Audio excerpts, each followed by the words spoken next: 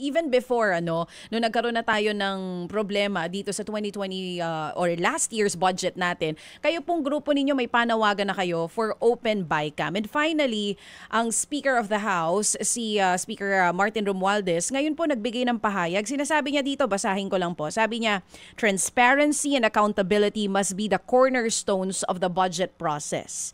This is a crucial step in restoring the public trust and ensuring that the national budget truly reflects the will and welfare of the people. Professor, paano po ba natin tatanggapin itong pahayag na ito? Nitong nakaraan, isa po sa mga inaakusahan ng pagmamanipula ng budget ay yung mismong Speaker of the House.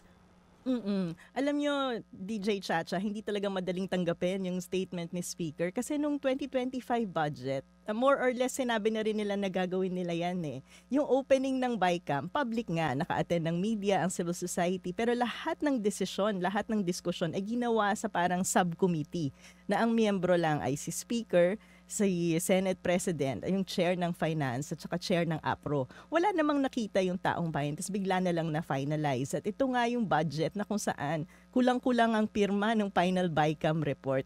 Kaya hindi po kapakiniwala yan unless makita natin talaga na nangyari itong open BICAM. Meron nga tayo mga specific kung ano bang ibig sabihin natin ng open BICAM na kailangan lahat ng diskusyon nangyayari doon sa bicameral committee. Kung magkakaroon ng working group, ang working group dapat nagre-report sa bicameral committee.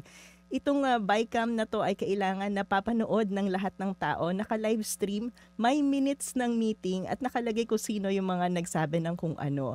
At yung pangatlong punto ko po sa BICAM, hindi lang yung budget yung pinag-uusapan, yung isang video nga po na pinost ko online ang example ng isang batas na lumusot. At yung pong sa coal na pinag-uusapan natin na ngayon ay very problematic kasi may mga congressman or senador na nagpa-delete ng provision na ngayon ay nagiging dahilan para hindi magbayad ng tax ang coal mining companies. And we're talking about billions of pesos. So, pag sinabi po natin open BICAM, hindi lang sa budget, kung hindi BICAM ng lahat ng binubuong batas ng gobyerno.